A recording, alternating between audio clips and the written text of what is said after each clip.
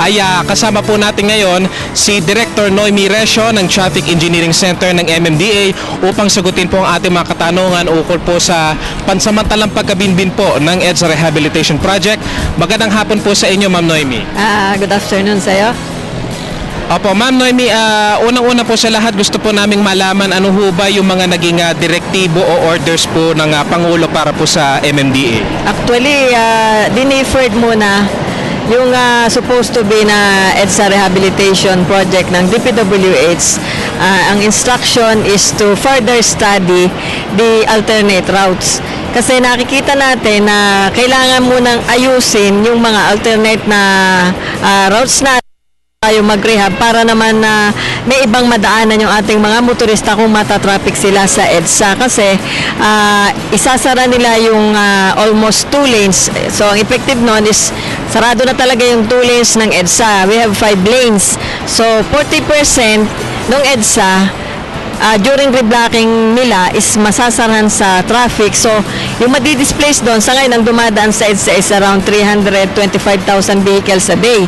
So, 40% noon, yun yung maaapektuhan ng mga i-reblock na areas ng DPWH. So, yun yung madi-displace na dapat yung mga alternate routes natin is maganda, passable, magandang pavement, walang obstructions para ma-accommodate yung vehicle na i-displace natin dahil sa reblocking nila. Opo, sa araw po na ito, bali mga as of now, ilan po ang mga napili ng alternate routes ng MMDA at saan-saan po ang mga ito? Actually, hindi kami ang maggagawa ng alternate routes. Since sa project to ng DPWH, ni-required namin sila na mag-submit sa amin ng mga alternate routes na sa tingin maging madaanan kapag nabalam sa EDSA yung mga kababayan natin. Ma'am, kapag sinabi ho bang alternate routes, kasama rin ho ba rito kung sakali magpapabukas kaya yung ilang mga pribadong subdivision? Actually, meron kaming inaayos na baka po pwede na merong mga one-way na kalsada para yung madi-displace na number of vehicles during rehabilitation is ma-accommodate nung mga ruta na na-identified.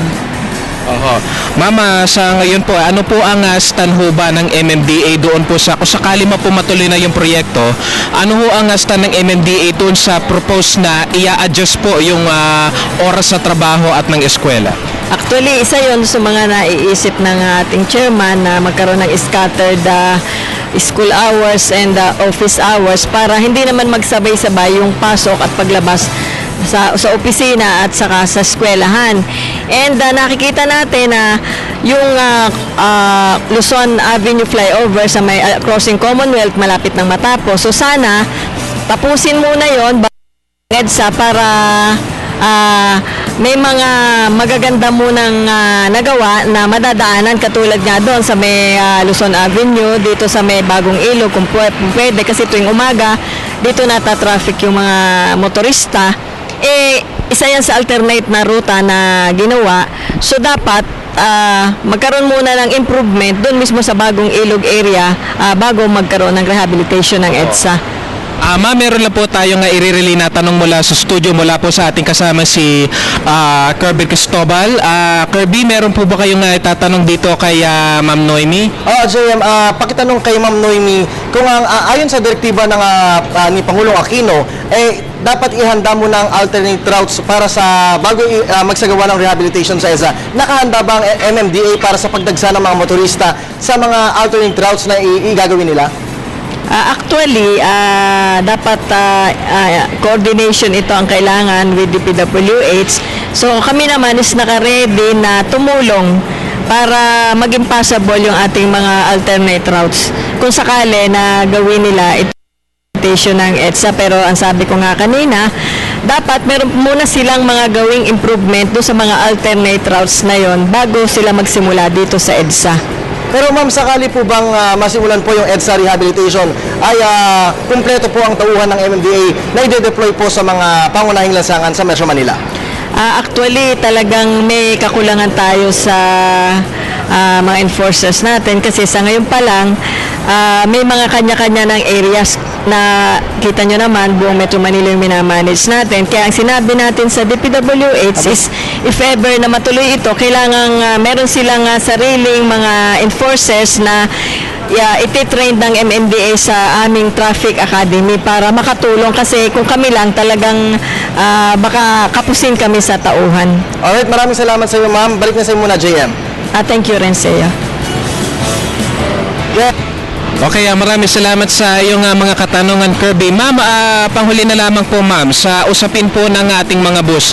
Magkakaroon ho ba ng modifications dito sa ating bus segregation scheme at saka kumusta na ho yung ating sa mga kolorum na bus na sa gayon po ay mabawas-bawasan na itong mga bilang ng mga bus na pumapasada ngayon sa EDSA?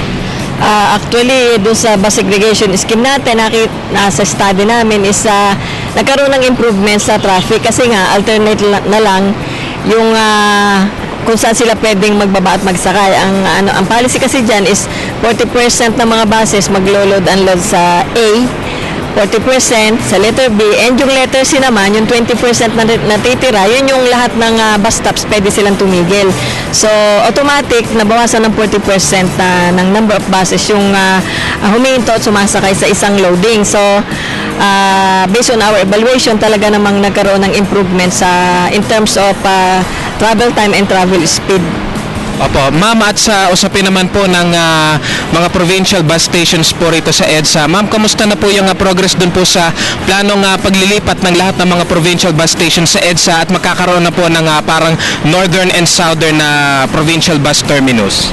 Actually, ano yan hindi lang MMDA yan. Meron yung DPWH, merong tapos MMDA, and pina-final pa, syempre kailangan i-final yung location at saka yung design ng bus terminals para ma-accommodate yung number of provincial buses na pupunta doon. And maidagdag ko lang, nag-inaugurate kami nung isang araw ng aming doon sa may BM Bus Management, BMDS Bus Management and Dispatch System.